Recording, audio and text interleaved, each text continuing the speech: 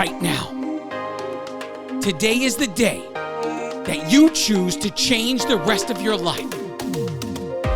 It is time to turn your setback into the greatest comeback story ever told, and nobody is more capable than you.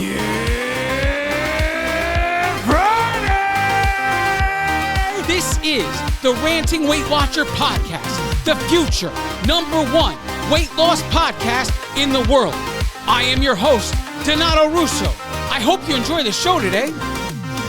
If this is your first time here and you enjoy the show, please subscribe and spread the word of the Ranting Weight Watcher podcast wherever you are and to whomever will listen. If you'd like to connect on social media or wherever else, check out my Linktree page, Linktree/The Ranting Weight Watcher. Let's connect today. Hello, everyone. Welcome to episode 114 of the Ranting Weight Watcher podcast. I have a packed show today. Let's not waste time. Let's get into this. Journey updates. Well, we are down this week, minus 2.6 pounds for the week. So there was no need to implement the planned changes that we had. It was only 2 gains in a row. For the month of October, we finish off down a total of 0.4 for the month. Total loss since January 2019 is 155 pounds. Pounds remaining to get to milestone 175. 20 pounds. And the pounds remaining to get to milestone 200. 45 pounds. So this just goes to show you, this is a perfect example of why I do things the way I do them. I never make a change unless my journey shows me a trend. And how do you dictate that there's a trend? There's got to be at least 3 gains in a row. That's a trend. So 1 gain, I don't change anything. 2 gains, I still don't change anything. I wait for 3 gains. Now, the week leading up to weigh-in number 3, I always analyze and see what can be changed. So that on weigh-in day, if I do gain a 3rd time, there is preparation for what is the actual change that could be made. And I had 2 changes I was ready to make. One of them was to go back to the diabetic plan as I was on before, which didn't make any sense to me, but it was there. It was on the table. The other was to eliminate some things that I had added since I got off the diabetic plan. Now, I had added some things that I got rid of when I joined the diabetic plan, which was to put guacamole in a sandwich every day for lunch. You could buy these, they're like travel containers, they're like to-go cup of guacamole. I think it's made by a company called Sabra. I'm not sure. I think it's Sabra Singles is what they're called. You can buy guacamole, and they even have hot guacamole, and that's my favorite one, the one that has the hot peppers in it. That one tastes phenomenal. On a chicken sandwich, instead of mayo, the guacamole in these, it's like 3 points per container. And so, but instead of mayo, you put this on there, and it's fantastic. Absolutely fantastic. So I got my chicken sandwich on wheat, and then I add the guacamole. It's just a great sandwich. But I decided to add that back. And along with a few other things, there's on a few random nights here and there, I wanted rice with my dinner. So I added a cup of rice to my dinner. I wouldn't have done so on the diabetic plan. So that was the other idea, was to whatever I had added because I was no longer on the diabetic plan, that was just going to be off the table. And the other idea was to just go back to the diabetic plan altogether. But I don't have to implement either of those changes now because there isn't 3 gains in a row.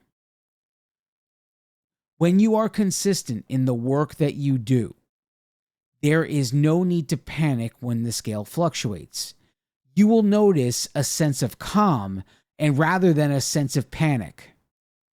If you are confident in the work you're doing, if you do the work, the fundamentals of the plan you've chosen. In my case, it's Weight Watchers. I do the work of Weight Watchers, the fundamentals. I do it with such consistency that when the scale fluctuates, it automatically feels like an anomaly. So because it feels like an anomaly, I wait for 3. Because 3 would mean consistent gains. Now a change needs to be made. A change is warranted. And I developed all of this because I was changing so often in the beginning. Every time I had a gain, not only did it ruin my weekend, I would make changes just for the sake of making changes. Because weigh-in day is every 7 days, we get this mentality that what I've done the last 7 days gives me the result on the next weigh-in day. And it's just not the case. There is nothing that supports it. If this was the case, then you can make an argument that every time you lose when you had a bad week, I mean, like you ate crazy and then you step on the scale expecting a huge gain and you have a loss instead. Those weeks are proof that what you've done the last 7 days isn't resulting on that weigh-in. I've said this 1,000 times and I can't say it enough. There is no guarantee what you do in 7 days from your last weigh-in day is going to show up on the next weigh-in day. There are 0 guarantees, but we are all programmed to think this way because it's the next week, it's the next Saturday, whatever day it is, and it's just the next thing that you do. This isn't the case. Well, anyway, let me get into my topic here today. I want to make a reflection here. I want to go back 6 months. Yesterday, October 31st, was the culmination of a 6-month journey. Bear with me. I know so many of you have heard this in the previous episodes, but I feel like I need to recap in order to move forward. In May, I was asked to become a certified trainer in the new software that my company was implementing company-wide, corporation-wide. And that software is called Epic. So that was chosen to become a certified trainer in Epic for the department, for the work that I do in the department. I thought about it and I decided, okay, fine, I'll do it. Now, June 6th was the start of that journey. That was the beginning of my training. I go in there excited, enthusiastic to learn something new and to be on the ground running, to be like the Marines, the first line of defense getting sent out. I go into that classroom on June 6th. Very little expectations. But probably about 2 hours into it, I learned something that absolutely terrified me. And immediately, 2 hours into my first day of training on June 6th, I wanted to quit. I wanted 0 part of this entire journey. And that reasoning for that is that the training involved a lot of reading aloud. Reading out loud is something that has been a fear of mine stemming back to 4th grade. I was bullied in 4th grade. I just wasn't really good at reading out loud. I could read, just reading out loud, I wasn't good at. And in the classroom, we had a teacher that would assign a paragraph per kid. So I would always count the kids, see the direction she was going, and figure out which paragraph was my paragraph. And I was so terrified of this that I would go directly to my paragraph and I would read it over and over and over again, to the point where I basically had it memorized. Because by the time it came to me, I did not want to sound like I couldn't read out loud, because I just couldn't deal with the bullying that came along with it. I wanted to quit because of that. I wanted no part of reading out loud to the people I would be teaching this information to.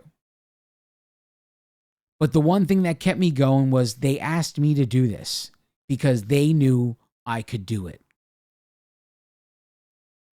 So I stuck with it. And I learned a lot about myself in that time. And on June 24th, I gave birth to a segment on this show called the Random Facts segment, where you guys have been helping me, emailing the show with random facts about nothing to do with weight loss whatsoever. I would be to give me an opportunity to read out loud so that I can get better at it. All of that came from this, stemming from this journey in training. Fast forward to July 25th. I have reached the next level at this point. A teacher is born. It is my first day of teaching, July 25th. And I have gone from being the student to now being the teacher. I had taught everyone over and over again, became better and better, and received nothing but positive feedback about my ability to teach. As I did it, it became easier and easier, and I realized I had a paper out when I was like 13 years old, 12 years old. That's how long I've been working for someone. Never in the history of me working for someone have I enjoyed the work. Never. Even when you can talk about, now, okay, if being a paper boy is not a legitimate job, then when I turned 16, I started to be a cashier at the local grocery store. That was my first job. Since I'm 16, never enjoyed a single job for a single company I ever did. Until this.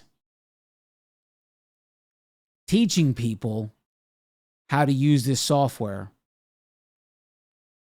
brought something out of me that I didn't really know existed. I didn't really know.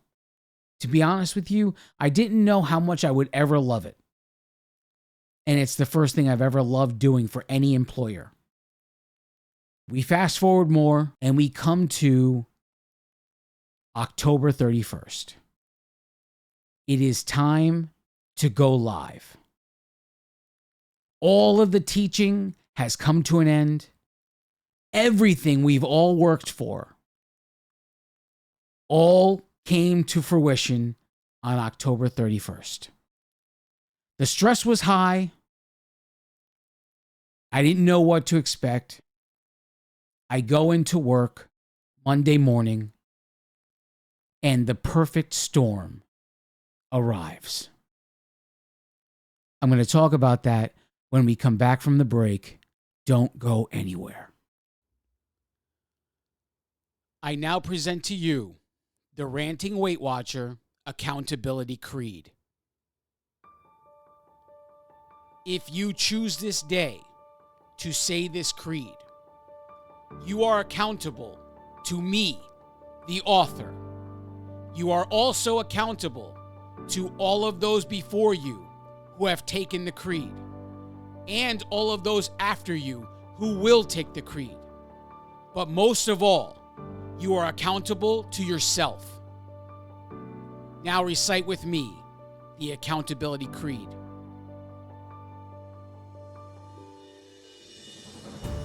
Nothing can stand in my way because I choose to be unstoppable. My challenges crumble in my presence because I choose strength when I am weak. My insecurities have no power over my life because I choose confidence in the face of fear. I own every last one of my mistakes because I choose growth over mediocrity. The mirror and the scale are powerless because I move forward in spite of the result. Circumstances are not obstacles because I see solutions instead of problems. The demons of my past can no longer torment me because I choose to renew my mind daily. All things are possible as long as I believe, because if God is for me, who can be against me? This is the creed I declare each day. It is about what I do, not what I say. I will learn the work that needs to be done. I will never stop, even when I've won. I will work consistently, no matter the cost. I refuse to believe that all hope is lost. I will work when I want to. I will work when I don't. I will work when they are cheering. I will work when they won't. I will work when it's easy. I will work when it's hard. The atonements that I've made are made with no regard. I will work when it's cold. I will work when it's hot, because choices have consequences, justified or not. When I think I know it all, I will start back at one, because regardless of what I think, the work is never done.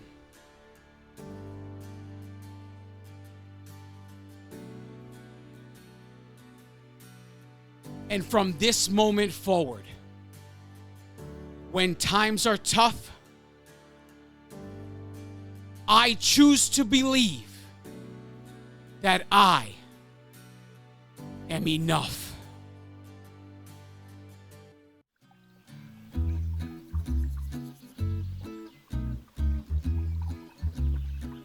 And now it's time for Random Facts You Didn't Know You Needed to Know with the Ranting Weight Watcher. Today's random fact comes from our listener, Doug Miller.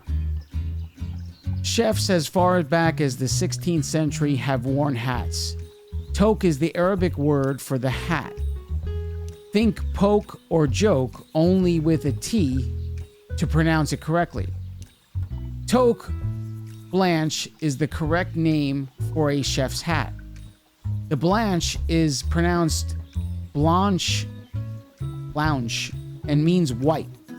The traditional chef's hat is brimless, tall and stiff, and white. The white hat is a common sight in tradition. Commercial kitchens, and is like to be believed that white symbolized cleanliness. In early days of the French cuisine, the number of pleats represented the number of recipes the chef had mastered and for a given food. Wearing a hat with 101 pleats meant you could demonstrate 101 ways to cook food.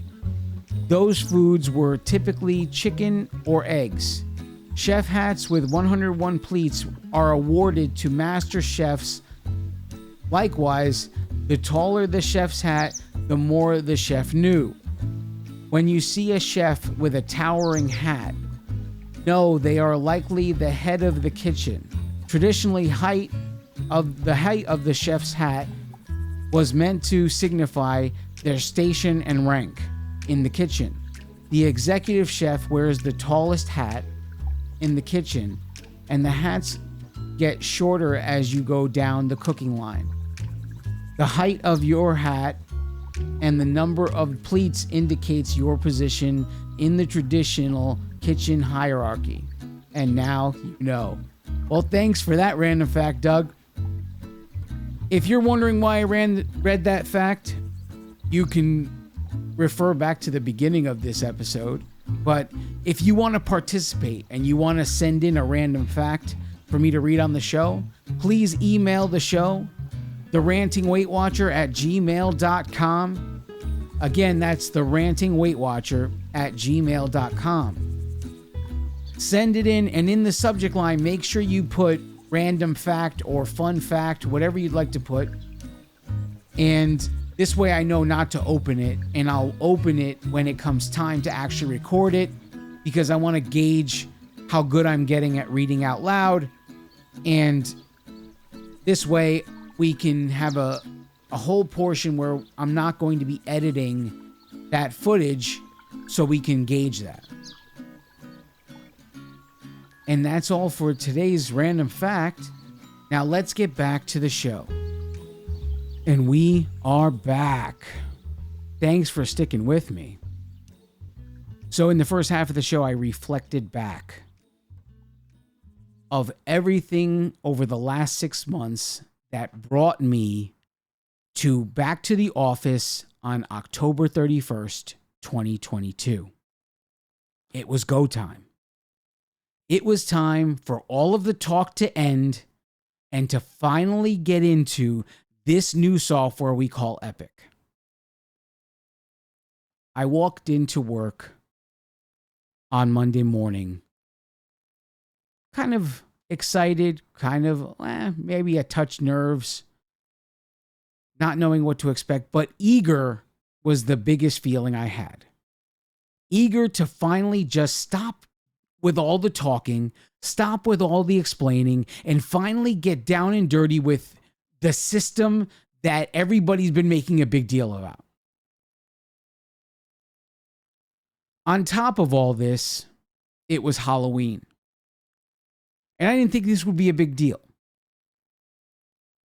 Now, a couple of days before we went live, they made an announcement that snacks would be provided on the day of go live. Okay, fine. Snacks are provided. I walked in that day, and I was walking in. I might as well have been a new employee, right? So at this point, I hadn't returned to the office in a few years. Not in a situation where I was going to be sitting with my coworkers to work, as I used to before COVID hit in 2021, whatever it was, when we all got sent home. I want to say it was 2020. I'm not sure now at this point. It feels like so long and so short ago at the same time. It's a little over 2 years that we got sent home. I'm back to work with my coworkers for the first time. Now, I had been going to different rooms and different classrooms all throughout campus of the hospital to teach people the software. But this was a little different. I was going back to work with my coworkers. And I got there and I saw that on the desk, because they gave us this space to work in, because the floor of the building we used to work in is now gone. It belongs to someone else now. So they gave us a classroom like I would teach in. They gave us one of those classrooms for my department to work in, because the whole idea was that we would work together in the same room, work out all the kinks, iron out all the wrinkles. Who doesn't have access to this? What doesn't work when I click on that? And all these things. Let's work it all out. Let's take a month to do it. And then we all go back home to work from home indefinitely. That's the plan. Okay? I get to my desk where they asked me to sit, and I see there's a care package. And in that care package, there's a whole bunch of stuff that basically says that I'm a super user and I'm here to help and all this stuff. And they gave me like a coffee tumbler and all this stuff that just says Epic all over it. And the bag is filled with a bottle of water and a bunch of snacks.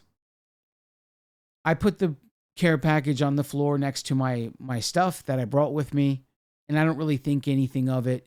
I don't really look at it. Now I'm sitting next to a coworker who is also a super user. She received the same care package. And so when she got into work, she started to open it and go in through it. I didn't do that. But then as she started pulling things out and I was seeing what she was pulling out, I got interested. So I went through it. I was okay with what I pulled out of it snack wise until I got to the peanuts. They gave like a bag of Planters peanuts. Now, peanuts is one of the snacks that I have a weakness for. Other people are starting to arrive, and one of the people finally arrives with all. I thought this was the snacks that would be provided, but someone else arrived and looked like they dumped the vending machine on a counter. Now, I want to talk to you a little bit about what I used to do before Weight Watchers. I'm not really proud of this, but I did it, so it's important to talk about it. Every Monday morning before I joined Weight Watchers was one big ritual.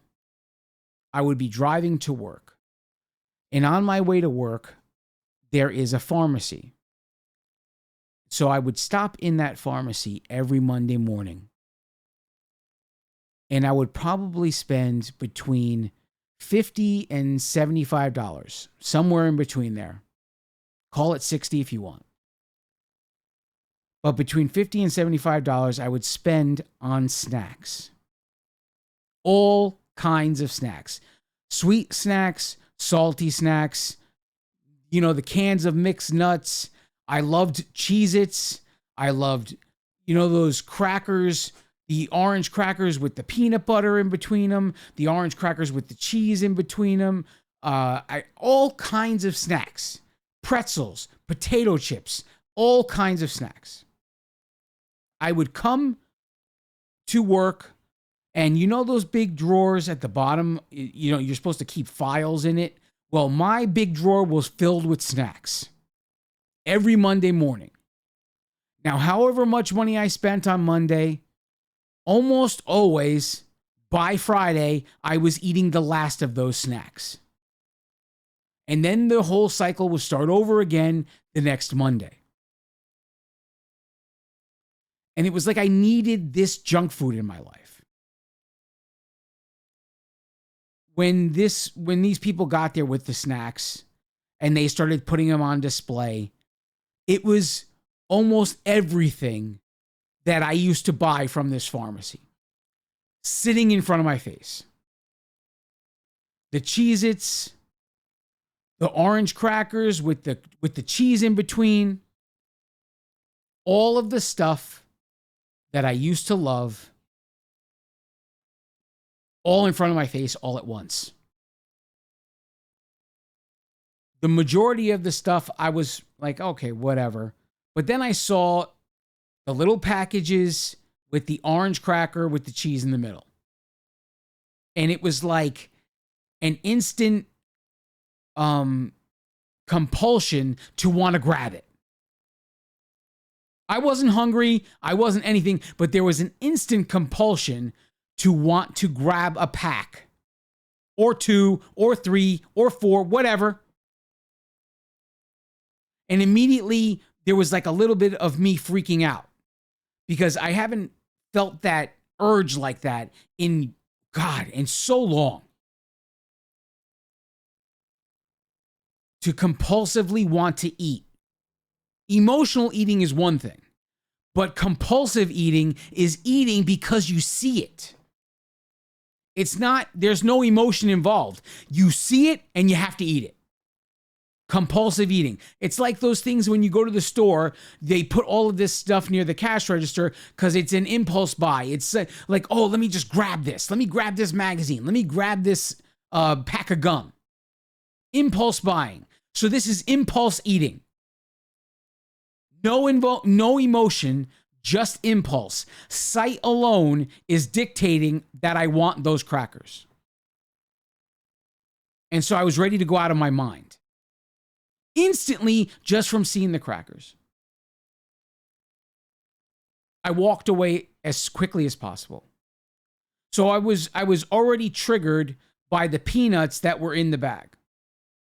And then I was even more triggered by the crackers in the little packages. Everything else on the table, I easily said no to. I did everything in my power to stay away from this area, but you had to walk by it in order to leave to go to the bathroom. You had to walk by it. And with the amount of water I drink, I mean, anybody who knows me knows that by 8 a.m., I've already drank 80 ounces of water. You know that because I require myself to finish 80 ounces of water before I allow myself my first sip of coffee in the morning. I was going to the bathroom a few times. Let's just say it like that. And I was walking by it very often. The more I walked by it, the more I wanted it.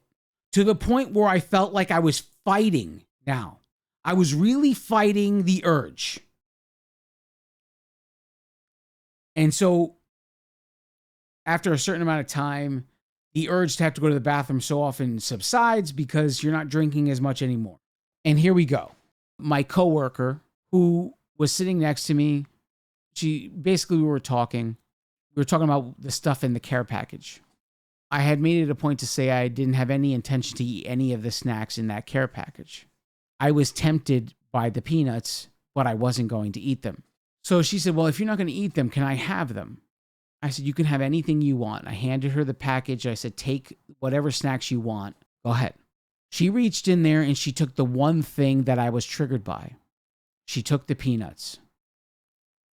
And at that moment, it was like a weight off my back, a weight off my shoulders at that given moment. The minute she took the peanuts from me, I wasn't going to stop her. She took them. And it was like, oh, I felt like I could breathe. The power that all of these snacks had over me was broken. I mean, it was so bad that someone else brought Halloween candy, and I was even starting to get triggered by the Halloween candy. As much as I tell you guys, it's not worth it. As any of this mass-produced bullshit is not worth eating. Yet I was triggered by it. But the minute she took the peanuts, the power was broken. The urge suddenly subsided, and I felt like I could breathe. I understand if that sounds insane, but I felt like I could breathe. And suddenly, it was easier to walk by and say no to the crackers with the cheese in the middle. And it was easier to walk by and say no to everything else that was already haunting me the minute I gave away the peanuts. And another thing in my head, for whatever reason, I'm sitting at a desk at a computer that doesn't belong to me, and I get it in my head that I can't eat all of the snacks that I brought with me from home at this desk because that's not my computer and all this other stuff. Meanwhile, everybody's eating the snacks that they brought in at the desks that they're sitting at the computers. So what voice told me that I shouldn't eat the snacks that I brought from home with me? I don't know. When the power was broken and I gave away the peanuts, suddenly I started to think clearly. And I'm saying, everybody's eating. What makes me think I can't eat my fruit? And then the best thing that could possibly happen happens. I grab my bag. And it's almost noon at this point, and I would have eaten the fruit a long time ago if I was home working. I take my fruit out, and I start peeling a clementine. And the coworker that I just gave the peanuts to looks at me with a smile on her face, sees I'm eating fruit, and she goes, "You suck." And so at that point, the power was really broken at that point.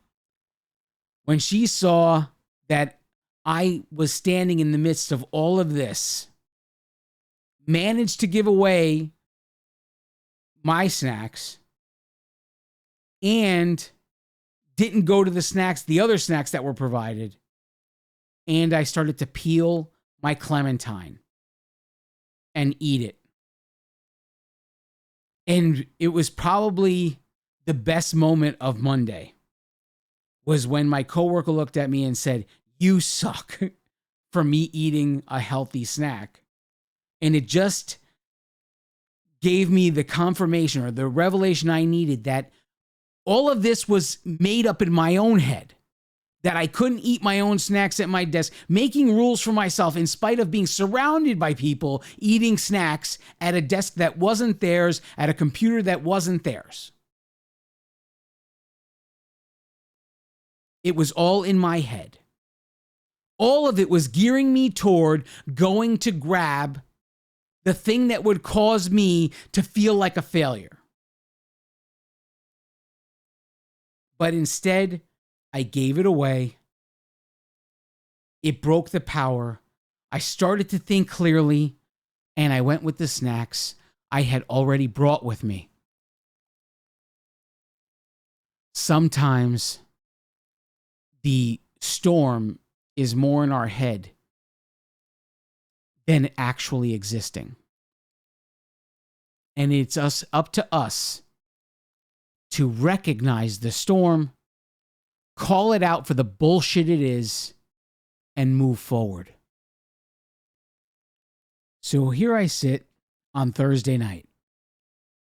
Everything you've heard before this point was recorded Tuesday night. I have to tell you, it's been an extremely tough week. I definitely started the week strong, but I'm finishing it feeling like I went to war, beaten, battered, and mentally drained.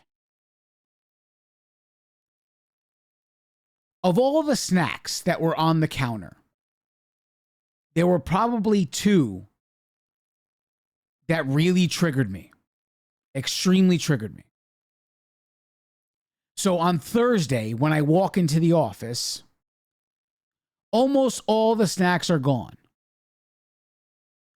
But of the few that remain, the two that trigger me make up part of it. The cheese crackers with the peanut butter and these Quaker chewy granola bars. There are the chocolate chip flavor. Of all of the snacks that were on the counter on Monday, those made up the majority of what remained. So at my weakest point on Thursday, I walk into work staring at these snacks that have been triggering me all week long. And I went to a very low place during this day.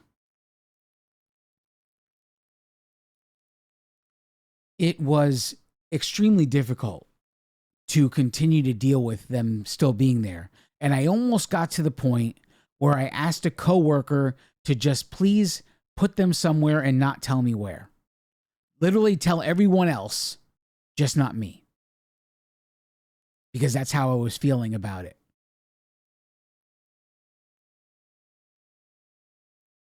But I can say that I made it to the end.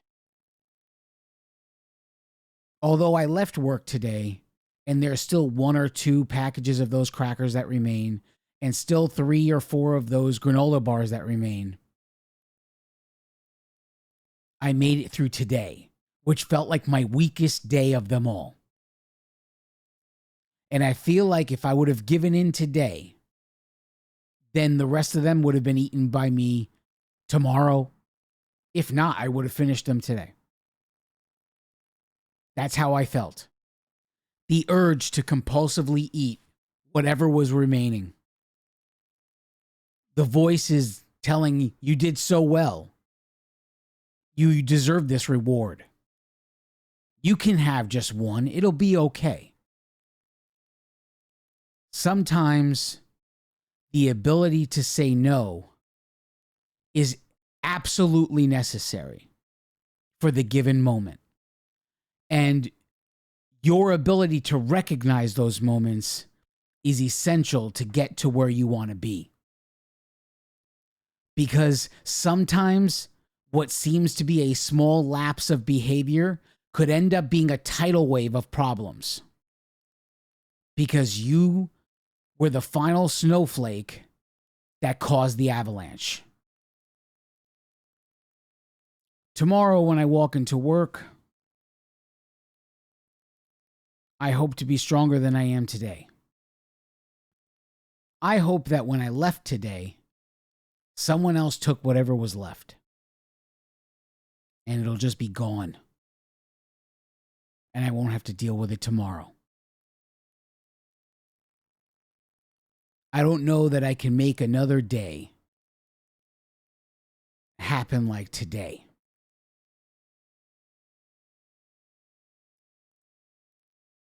This journey over the last 6 months has taught me one thing. It has taught me how to adapt. Over and over and over again, I was pushed into a position to feel uncomfortable. And every single time, I was forced to adapt or fail. And because I knew one thing above it all, I knew that no matter what, I was not going to quit. They would tell me that we are not going to choose you as a trainer before I would say I quit. Because you know what? When you finally make that decision, the final time when you walk into WW or whatever place you're going to lose that weight with, and you finally say, this is it, this is the last time, I'm fed up, I'm sick and tired of being sick and tired, and I walk in and I'm gonna do whatever it takes, I just don't care anymore. That is when the fight begins. That is when you say, I don't care, it's not over until I win. But that's when the true war begins between you and yourself. Because most of it all is in your mind. And you have to fight the things from the deepest parts of your mind that come from years and years and years ago that you think are long gone. But they come back. They come back just when you're at your weakest moments. And it has to be you who says, no, not today, not ever, ever again. I will continue to fight. I will do whatever it takes because I value my life more than I value what is in front of me. The short time I can feel the reward from eating what is in front of me is going to be short-lived. But what I do today is going to add years and years on my life and change the trajectory of my entire family. Do what it takes to have that today. No more putting it off.